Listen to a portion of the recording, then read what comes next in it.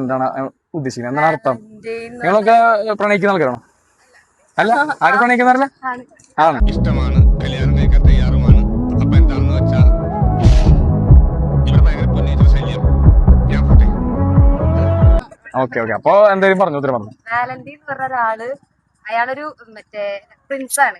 Okay. അപ്പൊ അയാള് മരിച്ചിട്ട് അയാളെ ഇതിനു വേണ്ടിട്ട് നടത്തുന്ന നിന്നെ ഇതിനൊന്നും കൊള്ളുകയില്ലെന്ന് നീ വീണ്ടും വീണ്ടും തെളിയിച്ചിരിക്കുകയാണ് എന്റെ വിജയം. വാലന്റീന്റെ ഡേ ആണ് വാലന്റീൻസ് ഡേ.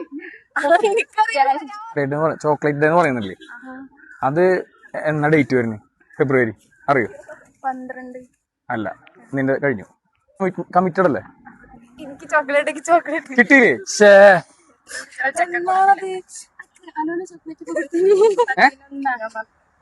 നീ എല്ലാ ദിവസം പറയോ? 14 വരെ 9. 9 കറക്റ്റാ. ഓക്കെ, ശരി. ആഴ്ചയുണ്ട്, ഒരു ആഴ്ചയാണ് വാലന്റൈൻസ് ഡേ വരുന്നത്, 14 വരെ. ആഴ്ചയിൽ 2ാമത്തെ ദിവസം എന്താ പറയാ നമ്മള്? 2ാമത്തെ ദിവസം നമ്മൾ എന്തായാലും വിശേഷിപ്പിക്കുക. അപ്പൊ ഈ ചോക്ലേറ്റ് ഡേ എന്നൊക്കെ പറയില്ലേ? അല്ല, തെറ്റാണ്. നെക്സ്റ്റ്. അല്ല, തെറ്റാണ്.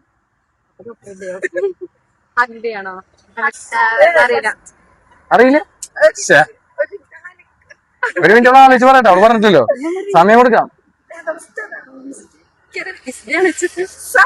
അല്ല, ഒരു മുത്തം തരാൻ പാടില്ല എന്നൊന്നും അഞ്ചുപ്പാപ്പ പറഞ്ഞിട്ടുണ്ടാവില്ല.